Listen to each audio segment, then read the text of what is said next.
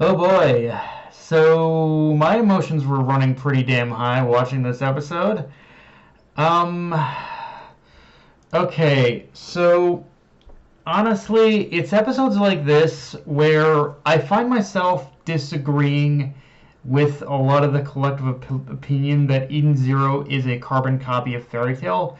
Cause understand a lot of what we were dealing with in this episode was straight up slavery shit.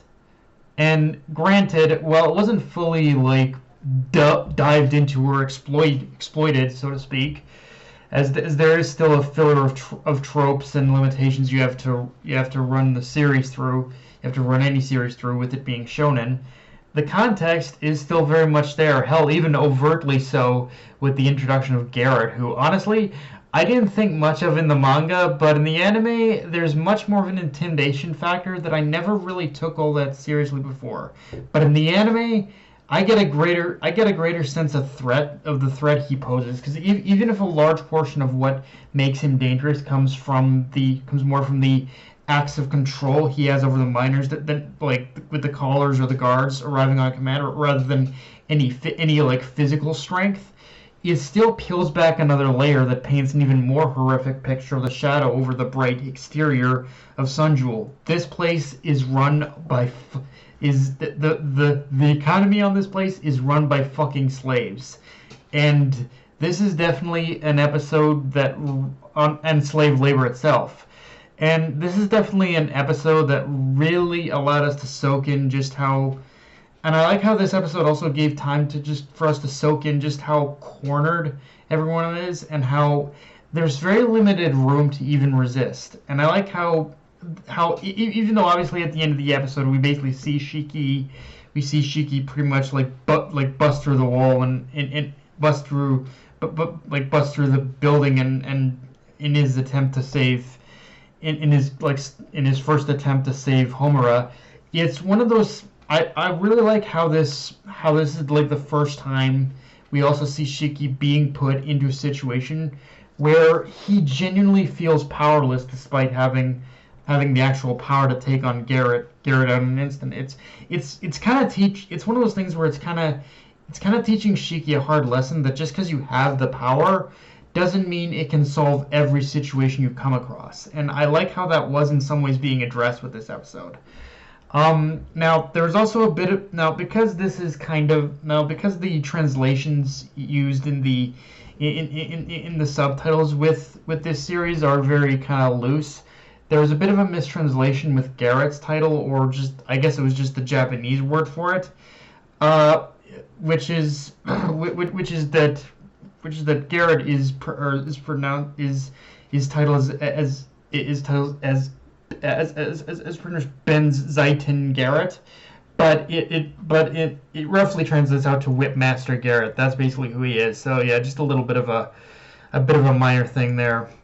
Um, Another thing I found myself really appreciating about this episode is that I never did in the manga is just how efficiently it set up the premise for this stage of the story. Because without needing to be told anything, we immediately established that the bugs Homer attacks are basically the stones mined for the planet, and that when we do so, the number on the collar decreases. But also, just from the introduction of the miners in this episode, it really gives off the vibe that something isn't right, and tells us that the whole if you mine enough bugs thing you can go free. Yeah, we're already getting little increments of that says yeah that shit is absolute bullshit. Like you're pretty much there forever to mine. Again, all of which I just mentioned was conveyed visually and in a very compact manner just within the first few minutes of the episode, and I love it. Like I love how visually we just got so much information in a very fluid manner. Also, small side note, but when Shiki and Homer get transported to the mine and they see the collars around their necks, I like how Shiki has a much more reserved reaction in the mine, whereas in the manga when he learned he had a collar around him, he like panicked and wanted to get it off him. Because I like how the anime did go more reserved there, because it shows he's taking the situation series from the jump, and only has the comedic panic when he's seeing the bugs. I kind of like that, honestly. Of course, after that we cut back to Rebecca, and after an infuriating scene between her and Lobelia, we get introduced to, honestly, the true fucking Chad of this arc, Nino, who's willing to help Rebecca in finding her friends. And yeah, looking back, it feels like the very concept of this character was basically Mashima taking every single otaku archetype that has existed and just condensed and molded them into a single character to create Nino. Like, that is literally the only way I can describe him, and he is just amazing because of that. But even more so, even though we just got introduced to him, the Seiyu is doing amazing. You can already tell the Seiyu is hamming up this role so much that, honestly, it's the first time I say this. The person playing Nino right now is absolute perfectly cast. Like, holy shit, I love that casting. And getting back to what I was talking about, Lobelia with what happened with Lobelia and Rebecca this episode, though, this is honestly the moment where I rage quit on Lobelia as a character. Like, honestly, for me, after this moment, she crossed a line that made her irredeemable in my eyes.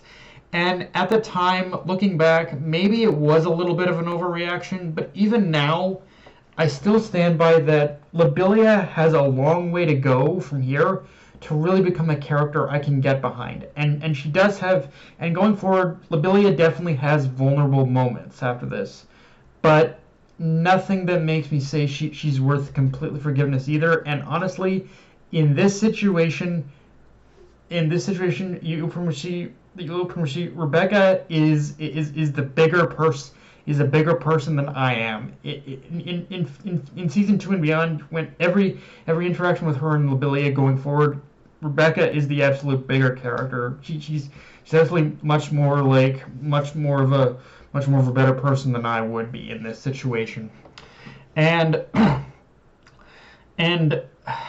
but of course, even beyond that, Lobelia's little comment to pretty much Pino about her not understanding something humans think is funny is once again just a little bit more of a taste of something that's going to continuously be a harsh theme hammered in throughout this series. You'll see more of going forward, which is how much humans not only have a fundamental misunderstanding and ignorance of the idea that robots think and feel in very much the same way they do, but actually how much humans truly do look down on machines, even if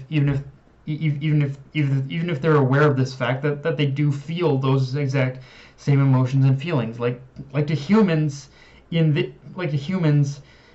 this world, machines are pretty much truly worth even less than lower class citizens. Like, lower class citizens in their eyes even pretty much trump machines. Like, machines are on the lowest end of the spectrum of humanity to them.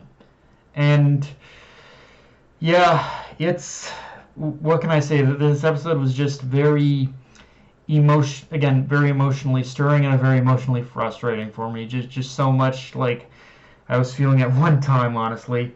But it's happening again. Like, the anime is doing what the manga did so many times ago. It's stirring up those old feelings again. So I can only imagine what it's gonna do when we get to that moment.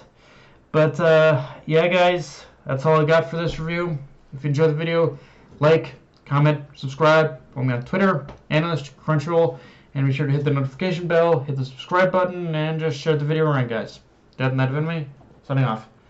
Later, everyone.